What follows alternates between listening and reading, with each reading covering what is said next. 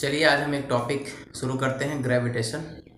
9 के लिए इम्पोर्टेंट है और 11 के लिए भी है। 9 के बच्चों को तो प्रॉब्लम होता ही है, 11 के बच्चों के लिए भी हर एक एग्जाम के लिए ये जरूरी है ये जान लेना ग्रेविटेशन। और जनरल हर किसी को जानना चाहिए कि गुरुत्वाकर्षण का नियम क्या होता है, न्यूटन्स लॉ ऑफ ग्रेविटेशन क्या होता है, ग्रेविटेशन क्या है, ग्रेविटी क्या है। इसको हिंदी में कहते हैं गुरुत्वाकर्षण। गुरुत्व के कारण जो आकर्षण हो रहा है वही गुरुत्वाकर्षण है। पृथ्वी हर एक चीज को खींच रहा है।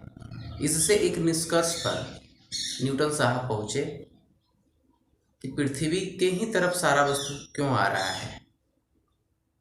तो जब गहराई में गए तो उनको ये पता चला, उनके थॉट से ये पता चला, सोच के, इमेजिनेशन से, कल्पना से ये पता चला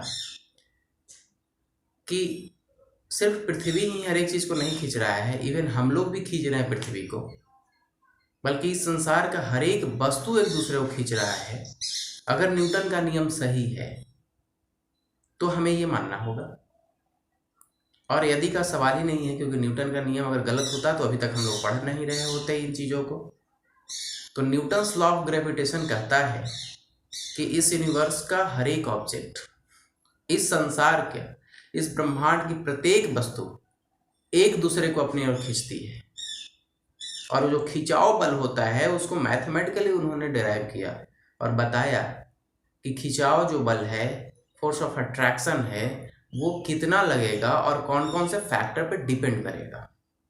तो हम लोग देखते हैं न्यूटन्स लॉ ऑफ ग्रेविटेशन क्या होता है। ग्रेविटेशन में Newton's law of gravitation,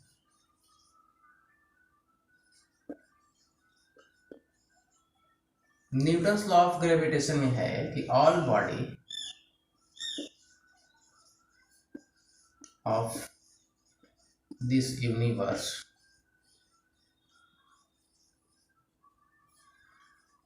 attract to each other, एक दूसरे को खींचेगा। कितना खींचेगा? तो the force of attraction, the force of attraction between two objects is proportional to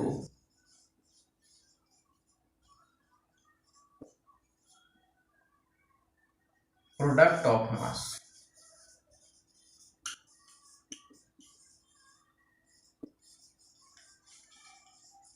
product of their masses। हम ये मानते हैं कि दो ऑब्जेक्ट अगर यूनिवर्स में कोई भी है, कहीं पे है, तो दोनों के बीच फोर्स ऑफ अट्रैक्शन कितना होगा।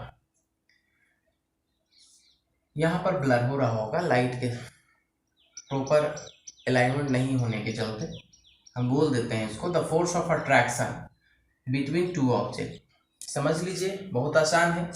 कोई दो ऑब्जेक्ट हम बना लेते हैं और एक को हम नाम देते हैं m1 और एक को नाम देते हैं m2, और दोनों के बीच कुछ ना कुछ डिस्टेंस होगा।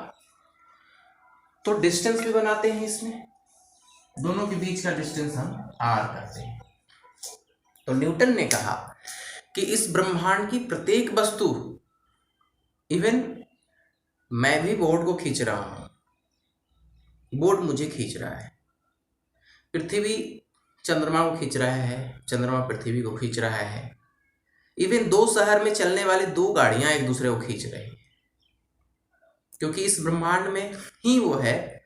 और जब इस ब्रह्मांड की प्रत्येक वस्तु, क्योंकि ब्रह्मांड सिर्फ पृथ्वी नहीं है, चंद्रमा है, सूर्य है, तारा है, जितने ग्रह हैं सभी आ जाते हैं इसमें, और सभी एक दूसरे को खींच रहे हैं। लेकिन खींचना और खिंचाना दो बात है। खींच तो रहा है, चंद्रमा मुझे खींच तो रहा है, पर चंद्रमा खींच नहीं पा रहा है। कारण, क्योंकि पृथ्वी खींचे हुए है, पृथ्वी के पास फोर्स ज्यादा है, ये ज्यादा अट्रैक्ट करता है क्योंकि ये बड़ा है और हम नजदीक हैं। तो बड़े ऑब्जेक्ट के पास अगर हम जाएंगे तो ज्यादा फोर्स लगाएगा। लेकिन ऐसा नहीं किसी पहाड़ के पास चले जाए तो वो मुझे खींच लेगा, कोशिश तो करेगा, फिर भी बहुत कम होगा उसका। 0.00010 5 0 बैठाएंगे और फिर अगर 1 न्यूटन आ रहा है तो फोर्स तो लगा रहा है, पर बहुत कम फोर्स लगा रहा है। ऐसे भी ये सबसे कमजोर बल है इस यूनिवर्स में। 4 फंडामेंटल फोर्स है, चारों फंडामेंटल फोर्स में ये सबसे कमजोर वाला फोर्स है। सबसे मजबूत हम कहेंगे स्ट्रॉन्ग न्यूक्लियर फोर्स है, उसके बाद इलेक्ट्रोमैग्नेटिक फोर्स है, फिर वीक न्यूक्लियर फोर्स है, और तब ग्रेविटेशनल फोर्स है। सबसे कमजोर में है ये। तो खींचना और खिंचाना दो बात है। चंद्रमा पृथ्वी को खींच रहा है, पृथ्वी भी चंद्रमा को खींच रहा है, पर खिंचा नहीं पा रहा है क्योंकि ये बैलेंस कर रहा है mv²/r से। ये घूमने लग रहा है, पृथ्वी घूम रहा है, चंद्रमा घूम रहा है, पृथ्वी चंद्रमा सूर्य सभी घूम रहे हैं। मैंने मिस्टेक से नहीं कहा सूर्य घूम रहे हैं, सूर्य भी घूम रहा है।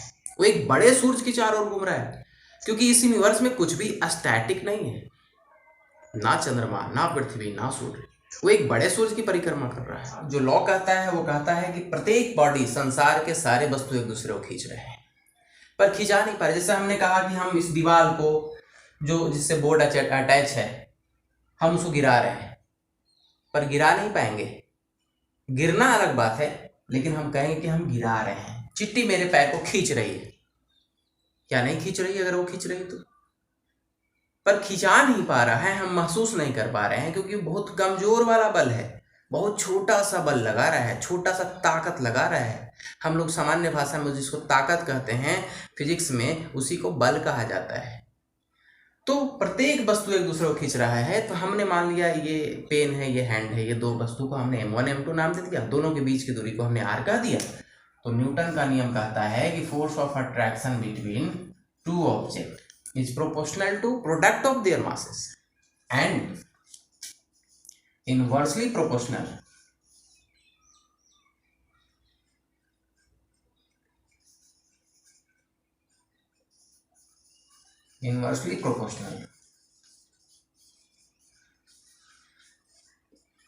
to the square of the distance between them। दोनों के बीच की दूरी का जो वर्ग होगा उसके भी उत्क्रमानुपाती होता है। कहने का मतलब दोनों को गुना कर देंगे, यानी दोनों में से कोई भी बड़ा होगा तो फोर्स ज्यादा होगा, दोनों बड़ा होगा तभी फोर्स बड़ा होगा, क्योंकि दोनों का गुणनफल फोर्स को इंडिकेट करता है। बड़े वस्तु ज्यादा तेजी से खींचेंगे, यानी ज्यादा बल लगाएंगे तेजी से। कहने का मतलब पृथ्वी बहुत बड़ा है, इसका रेडियस 6.4 10⁻⁶ मीटर है, लगभग 6400 किलोमीटर है रेडियस इसका। तो 12,800 तो इसका डायमीटर हो गया।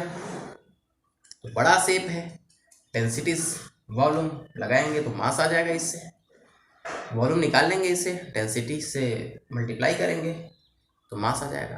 खैर, हम बात कर रहे हैं इस बात पे कि दो ऑब्जेक्ट अगर है, कोई दो वस्तु है, चाहे वो कोई भी हो, तो दोनों के बीच जो खिंचाव बल होगा वो द्रव्यमान के गुणनफल के समानुपाती होगा।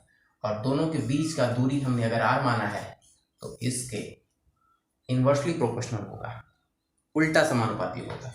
तो हम इसको लिख सकते हैं, दिख रहा होगा,